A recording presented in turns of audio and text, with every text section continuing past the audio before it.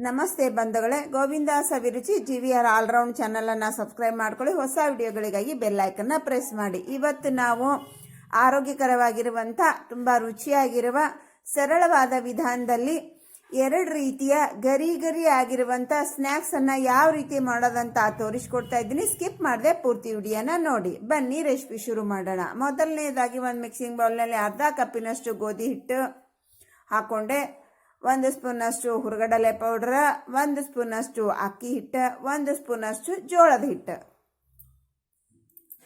1 spoon ತರಿತರಿಯಾಗಿ ಕೊಟ್ಟಿರುವಂಥ ಕಾಳುಮೆಣಸಿನ ಪುಡಿ,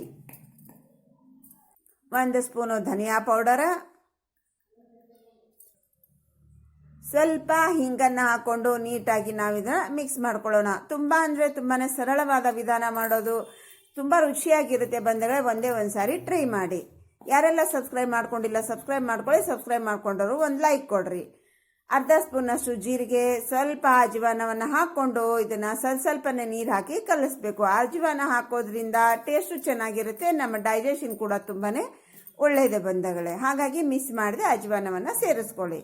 ಈಗ ಸ್ವಲ್ಪನೇ ನಾವು ನೀರು ಹಾಕೊಂತ ಈ ಮಿಕ್ಸ್ ಮಾಡಿರುವಂಥ ನಮ್ಮ ಬ್ಯಾಟರ್ ಈ ಹದದಲ್ಲಿ ಇರಬೇಕು. ನೋಡ್ರಿ, ಇದನ್ನು ನಾವು ಇಷ್ಟು ಗಟ್ಟಿಗೆ ಕಲಿಸ್ಕೋಬೇಕು. ಇದರಲ್ಲಿ ಇವಾಗ 1 ಚಿಟಿಕೆಯಷ್ಟು ಸೋಡಾನ ನೀರು ಹಾಕ್ಕೊಂಡು ಸ್ವಲ್ಪ ಹಿಂಗ ಕಲಿಸ್ಕೊಳ್ಳೋಣ. ನಾವು ಹಾಗೆ ಡೈರೆಕ್ಟಾಗಿ ಹಾಕೋದ್ರಿಂದ ಒಂದೊಂದು ಸಾರಿ ಸೋಡಾ ಎಲ್ಲನ ಉಳಿತು ಅಂದರೆ ಅಲ್ಲಲ್ಲೇ ಸೋಡಾ ಇದಾಗುತ್ತೆ. ನೀರು ಹಾಕಿ ಕಲಿಸೋದ್ರಿಂದ ಅದು ನೀಟಾಗಿ ಮಿಕ್ಸ್ ಆಗುತ್ತೆ. ಇವಾಗ ಇಷ್ಟು ಗಟ್ಟಿಗಿದೆ ಅಲ್ವಾ, ಇದನ್ನ ನೋಡ್ರಿ ಚೆನ್ನಾಗಿ ಬೀಟ್ ಮಾಡೇ ನಾವು ನೀರು ಮಾಡಬೇಕು, ಜಾಸ್ತಿ ನೀರು ಹಾಕ್ಲಿಕ್ಕೆ ಹೋಗಬೇಡಿ. ಇವಾಗ ಇದು ಪರ್ಫೆಕ್ಟ್ ಆಗಿರುವಂಥ ನಮ್ಮ ಹಿಟ್ಟು ರೆಡಿ ಆಯಿತು. ಈಗ ಆಲೂಗಡ್ಡೆನ ಕಟ್ ಮಾಡಿಬಿಟ್ಟು ನಾನು ನೀರಿನಲ್ಲಿ ಹಾಕಿದ್ದೆ ಬಂಧುಗಳೇ.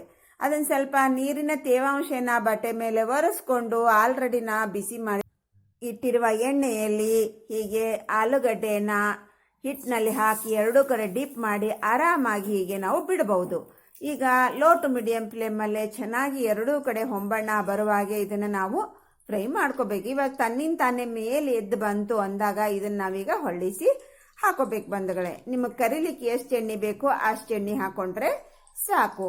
ಈಗ ಇದನ್ನು ನೋಡ್ರಿ ಹೊಳ್ಳಿಸಿ ಹಾಕ್ತಾ ಇದ್ದೀನಿ. ಸ್ವಲ್ಪ ಲೋ ಟು ಮೀಡಿಯಂ ಫ್ಲೇಮಲ್ಲೇ ಚೆನ್ನಾಗಿ ಹೊಂಬಣ್ಣ ಬರುವಾಗೆ ಫ್ರೈ ಮಾಡ್ಕೋಬೇಕು. ಯಾಕಂದ್ರೆ ನಮ್ಮ ಒಳಗಡೆ ಆಲೂಗಡ್ಡೆ ಇರುತ್ತಲ್ಲೋ ಅದು ಚೆನ್ನಾಗಿ ಫ್ರೈ ಆಗಬೇಕು. ನೋಡ್ರಿ, ಎರಡೂ ಕಡೆ ನಮ್ಮ ಪರ್ಫೆಕ್ಟ್ ಆಗಿರುವಂಥ ಬಣ್ಣ ಬಂದಿದೆ. ಇದನ್ನು ಪ್ಲೇಟಿಗೆ ತಕ್ಕೊಂಡೆ.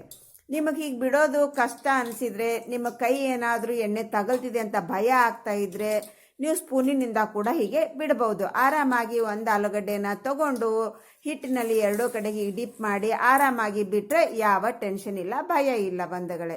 ಈಗ ನೋಡ್ರಿ, ಇದೇ ಹಿಟ್ಟಿನಲ್ಲಿ ನಾವು ಮೆಣಸಿನ್ಕಾಯಿ ಬಜ್ಜಿ ಕೂಡ ಮಾಡ್ಕೋಬಹುದು. ಮುಂದಿನ ತುದಿಯನ್ನು ಸ್ವಲ್ಪ ಕಟ್ ಮಾಡಿ ತಕ್ಕೊಂಡೆ. ಇಲ್ಲ ಅಂದರೆ ಮೆಣಸಿನ್ಕಾಯಿ ಫಟ್ ಅಂತ ಸಿಡಿಯುತ್ತೆ ಬಂಧುಗಳೇ. ಅದಕ್ಕೋಸ್ಕರ ನಾವು ಸ್ವಲ್ಪ ಇದನ್ನು ಕಟ್ ಮಾಡಿ ಎಣ್ಣೆಲಿ ಡಿಪ್ ಮಾಡಿಬಿಟ್ಟು ಹಿಟ್ಟಿನಲ್ಲಿ ಡಿಪ್ ಮಾಡಿ ಹೀಗೆ ಬಿಡಬೇಕು ಬಂಧುಗಳೇ. ಈ ಮೆಣಸಿನ್ಕಾಯಿ ಬಜ್ಜಿ ಮಾಡಬೇಕಂದ್ರೆ ಕಡ್ಲಿ ಹಿಟ್ಟೆ ಬೇಕು ಅಂತ ಏನಿಲ್ಲ, ನಾವು ಇದರಲ್ಲಿ ಕೂಡ ಮಾಡ್ಕೋಬಹುದು. ತುಂಬಾನೇ ರುಚಿಯಾಗಿರುತ್ತೆ ಬಂಧುಗಳೇ.